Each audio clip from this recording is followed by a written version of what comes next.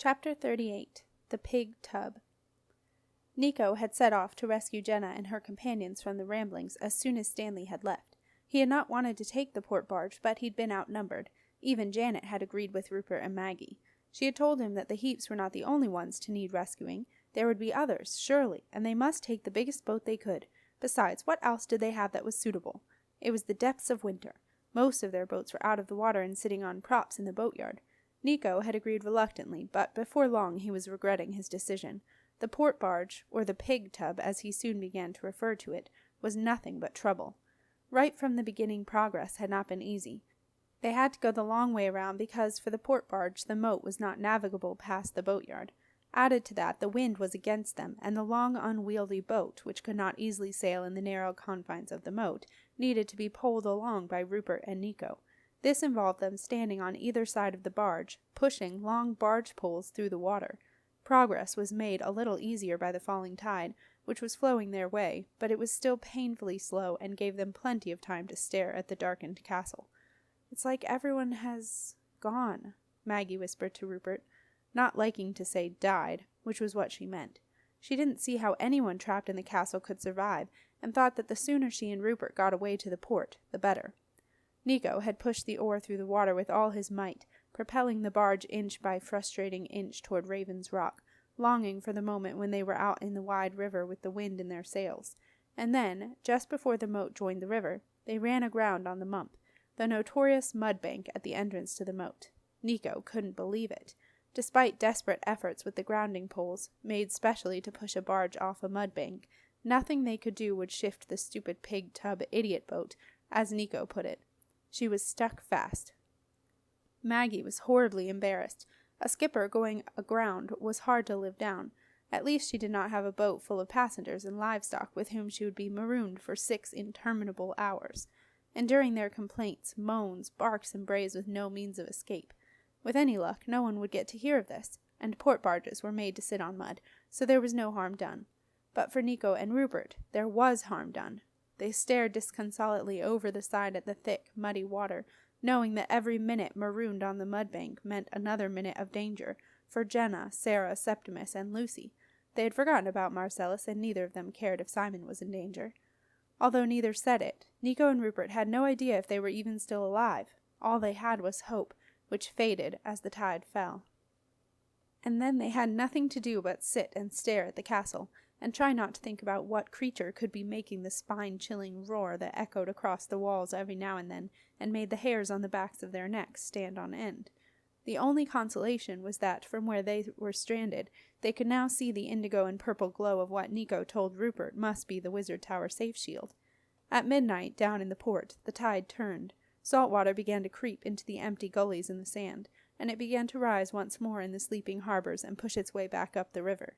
At about 3 in the morning, the port barge shifted, to the accompaniment of another spine-chilling roar from inside the castle. Nico and Rupert got out the grounding poles and pushed with all their strength, knowing that this time they would get free. 10 minutes later they were sailing, slowly, toward the river. According to Janet, they were a little too close to Raven's Rock.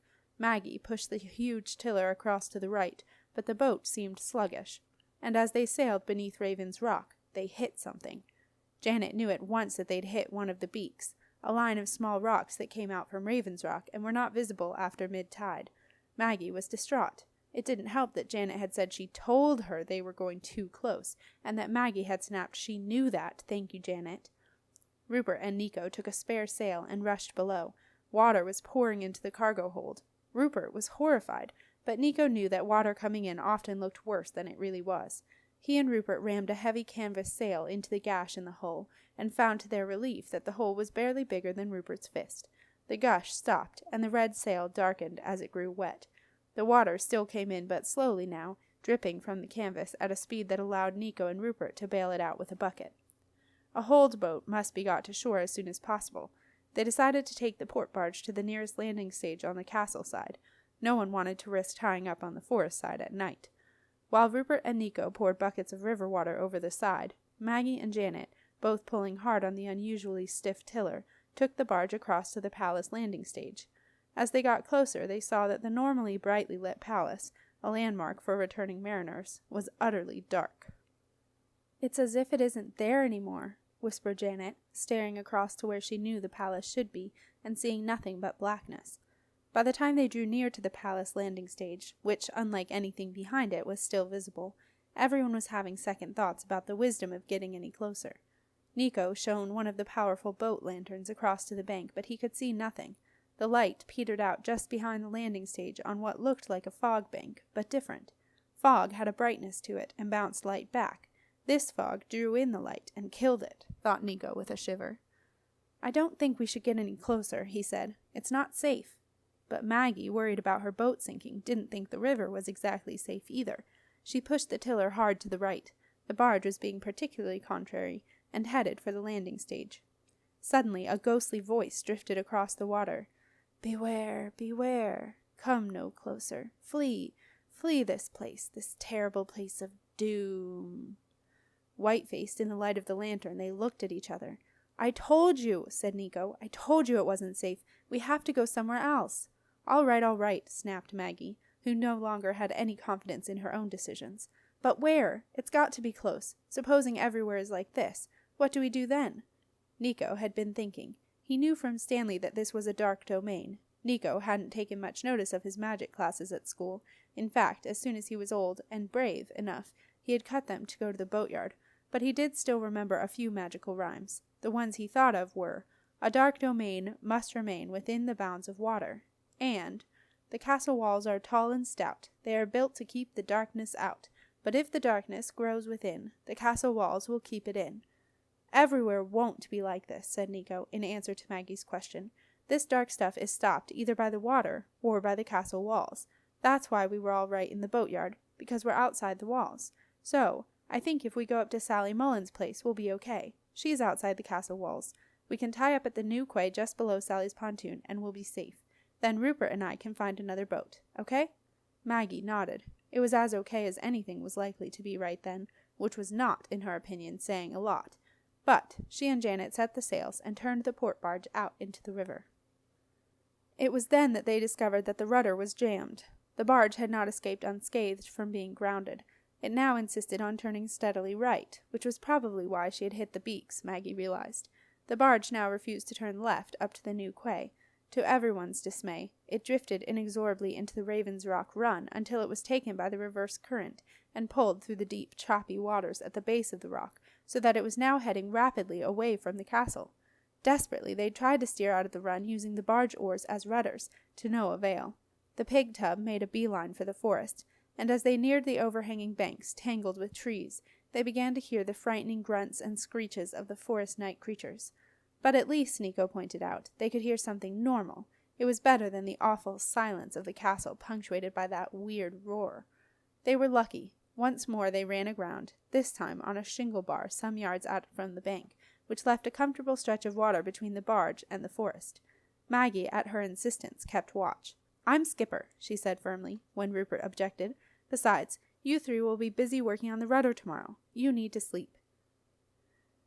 Nico, Rupert, and Janet spent most of the following day fixing the rudder. It would have been a quick and easy job in the boatyard, but without the right tools it took much longer. It was also much wetter and colder than it would have been in the boatyard, and even Maggie's steady supply of hot chocolate did not stop tempers fraying by the afternoon. The winter sun was low in the sky when the repaired port barge finally floated off the shingle bank and headed upriver toward the new quay. As the barge rounded Raven's Rock, they saw the darkened castle in daylight for the first time. It was a shock. At night, the only visible sign of the dark domain was the absence of the normal nighttime lights. But the daylight showed the full scale of the disaster that had overwhelmed the castle.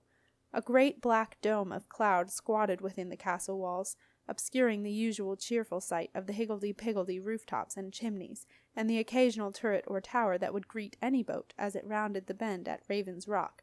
It was, thought Nico, like a dark pillow pushed onto the face of an innocent sleeper. But still, shining above the fog, just like a brilliant beacon of hope, was the Wizard Tower. Wreathed in its shimmering magical haze, it sent out a defiant blaze of indigo and purple. Nico and Rupert exchanged strained smiles. All was not yet lost. As they drew near to the new quay, they saw the welcoming lights of Sally Mullen's tea and alehouse glowing in the gathering twilight, and Nico knew that he was right about the dark domain. Sally Mullen's was safe. As they got closer, they saw through the steamed-up windows of the long, low wooden building that the place was packed with those lucky enough to have escaped, and their spirits lifted. They were no longer the only ones. But as the port barge drew alongside the new quay, a fearsome roar from the castle, louder than they had ever heard before, sent the hairs on the backs of their necks prickling. Once more Rupert and Nico exchanged glances, but this time without a trace of a smile. There was no need for words. They both knew what the other was thinking. How could anyone survive inside that?